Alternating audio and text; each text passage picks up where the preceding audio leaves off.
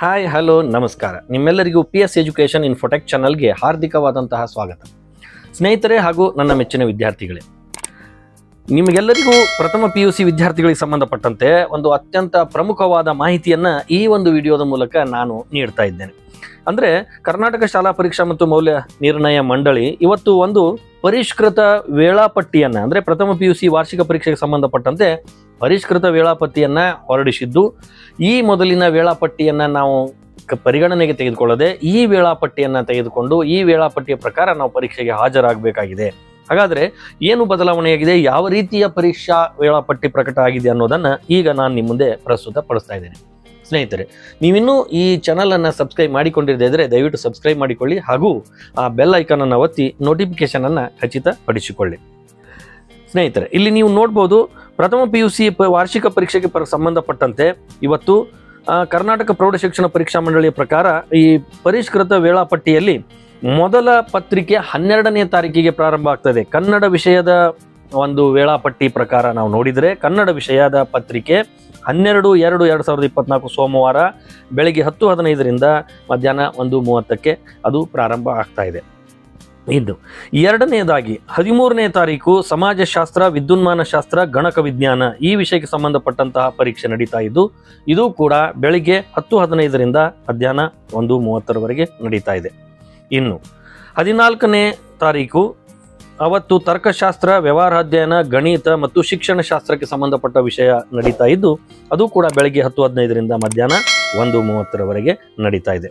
ಇನ್ನು 15/2/2024 ಗುರುವಾರ ಇವತ್ತು ರಾಜ್ಯಶಾಸ್ತ್ರ, ಸಂಖ್ಯಾಶಾಸ್ತ್ರ ವಿಷಯಕ್ಕೆ ಸಂಬಂಧಪಟ್ಟ ಪರೀಕ್ಷೆ ನಡೀತಾ ಇದೆ.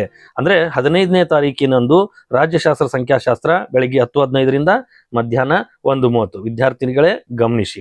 ಇನ್ನು 16ನೇ ತಾರೀಕು ಶುಕ್ರವಾರ ಅವತ್ತು ಯಾವುದೇ ಪರೀಕ್ಷೆ ಇರೋದಿಲ್ಲ.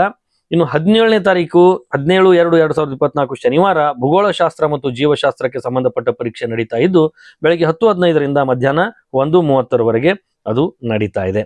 ಇನ್ನು 18ನೇ ತಾರೀಕು ಭಾನುವಾರ ಅವತ್ತು ರಜಾ ದಿನ. 19/2/2024 ಅವತ್ತು ಸೋಮವಾರ ಇಂಗ್ಲಿಷ್ ಪತ್ರಿಕೆ ನಡೀತಾ ಇದೆ. ಅದು ಕೂಡ ಬೆಳಗ್ಗೆ 10:15ರಿಂದ ಮಧ್ಯಾಹ್ನ 1:30.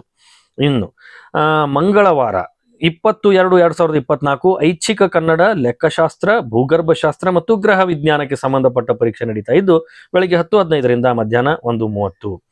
21/2/2024 ಬುಧವಾರ ಹಿಂದೂಸ್ತಾನಿ ಸಂಗೀತ, ಮನಃಶಾಸ್ತ್ರ, ರಸಾಯನಶಾಸ್ತ್ರ ಮತ್ತು ಮೂಲ ಗಣಿತ ನಡೀತಾ ಇದೆ.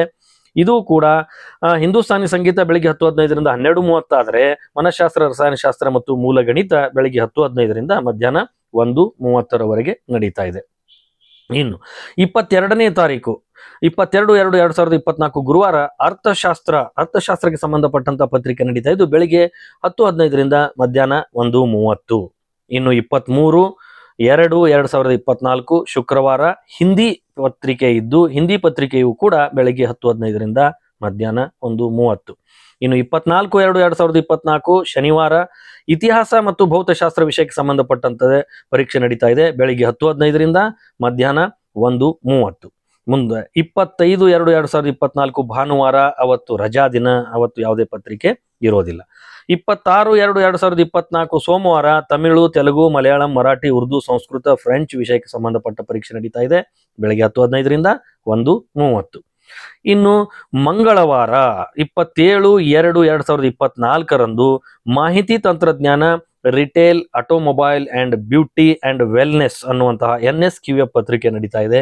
ಅದು ಬೆಳಿಗ್ಗೆ 10:15ರಿಂದ ಮಧ್ಯಾಹ್ನ 12:30.